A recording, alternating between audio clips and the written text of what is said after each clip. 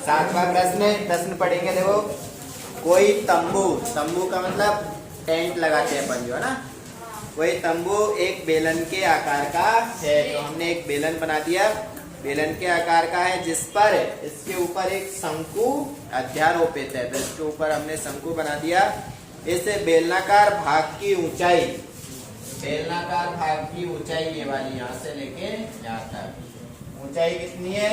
2.1 metre. और इसका व्यास, व्यास दे रखा है, व्यास कितना है? 4 मीटर। ये पूरा यहाँ से लेके यहाँ तक 4 मीटर है। तो इसकी त्रिज्या कितनी होगी? आधी, आधी कितनी? 2 मीटर। आगे देखेंगे। और तंबू को शंकु की, जो शंकु है उस शंकु की तिर्यक ऊंचाई भी दे रखी है। इसमें शंकु की तिर्यक ऊंचाई कितनी दे रखी है? 2.8 मीटर है। अभी आगे कह रहा है कि तंबू को बनाने में प्रयुक्त कैनवास का क्षेत्रफल ज्ञात कीजिए। पहले तो कैनवास का क्षेत्रफल निकालना है, फिर साथ ही 500 रुपये प्रति मीटर स्क्वायर की दर से इसमें प्रयुक्त कैनवास की लागत ज्ञात कीजिए। यानी कितने रुपए का हमने उसमें कैनवास लगाया वो हमें निकालना है। तो क्या करना है? पहले इसका क्षेत्रफल निकालेंगे। जो भी क्षेत्रफल आएगा उसको किससे गुणा कर देंगे अपन? 500 से गुणा करेंगे। अब क्षेत्रफल निकालने के लिए तुम बताओ मुझे कौन कौन से सूत्र लगेंगे इसमें? कौन कौन सी आकृति दे रखी है? बेलन और शंकु। तो कौन सा सूत्र लगेगा? बेलन का वक्र पृष्ठीय क्षेत्रफल और शंकु का भी वक्र पृष्ठीय क्षेत्रफल। ठीक है। तो पहले तो जो दिया है वो लिख लेंगे हम सवाल में से ही। सवाल में से लिखेंगे क्या दे रखा है? बेलन की ऊंचाई, बेलन की ऊंचाई कितनी है? 2.1 मीटर। और व्यास दिया है हमें, व्यास कितना है? 4 मीटर। व्यास से हम निकालेंगे पहले त्रिज्या, त्रिज्या r, 4 में 2 का भाग दे देंगे तो कितना आ जाएगा? 2 मीटर। और क्या दिया हमें? शंकु की तिर्यक ऊंचाई, शंकु की तिर्यक ऊंचाई वो कितनी है? 2.8 मीटर। ठीक है। ये सब कुछ सवाल में से लिखा है आज तक, आधा सवाल पे हो गया। फिर हमारा चित्र बन गया। चित्र से हमें पता चल जाता है कौन कौन सा सूत्र लगाना है। अब सूत्र लगाएंगे। क्या निकालना है हमें? इस कैनवास का क्षेत्रफल, तंबू में लगे कैनवास का क्षेत्रफल। कौन कौन से सूत्र लगेंगे? बेलन का वक्र पृष्ठीय क्षेत्रफल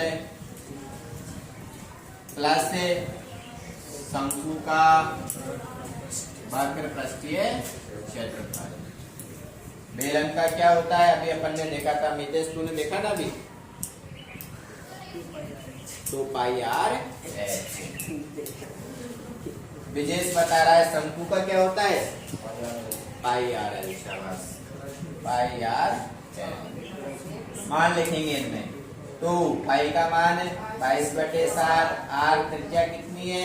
2, h ऊंचाई कितनी है बेलन की? 2.1 प्लस पाई का मान 22/7, r त्रिज्या कितनी है? 2, l त्रियक ऊंचाई, त्रियक ऊंचाई कितनी है? 2.8। काट देंगे।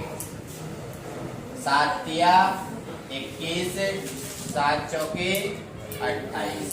जो बच रहा है इसको गुणा करेंगे। 3 दूनी 6, 6 दूनी 12, यानी कि 1.2। ये पॉइंट है ना। अब 12 को 22 से गुणा करेंगे। 12 दूनी 24, 12 दूनी 24 और 2 हासिल 26। एक अंक से पहले पॉइंट प्लस 2 चौके 8, ये 8 हो गया। इसको 22 से और करना है। 22 अट्ठे 176। एक अंक से पहले पॉइंट जोड़ देंगे इनको। 6 और 4 10, हासिल 1, 7 और 6 13 और 1 हासिल 14, 2 और 1 3 और 1 हासिल 4 मीटर स्क्वायर। पॉइंट के बाद 0 होता है तो पॉइंट और 0 दोनों ही हट जाते हैं। तो ये तो कितना आ गया, 44 मीटर स्क्वायर से कैनवास का क्षेत्रफल आ गया। अभी इसका खर्चा निकालना है कि ये कैनवास लगाने में कितना खर्चा आएगा। तो देखो खर्चा कैसे दे रखा है, 500 रुपये प्रति मीटर स्क्वायर की दर से कैनवास की लागत ये हमें निकालनी है। तो क्या करना है, 500 को गुणा करना है 44 से, जो हमारा क्षेत्रफल आया है तो उसको इस 500 से गुणा कर देंगे तो उसकी लागत आ जाएगी कि कितने रुपए में हमने वो कैनवास लगवाया। गुणा करेंगे 5 चौके 20, 5 चौके 20 और 2 हासिल 22 के पीछे 2 जीरो और चिपका देंगे तो 22,000 रुपए में ये टेंट लग जाएगा।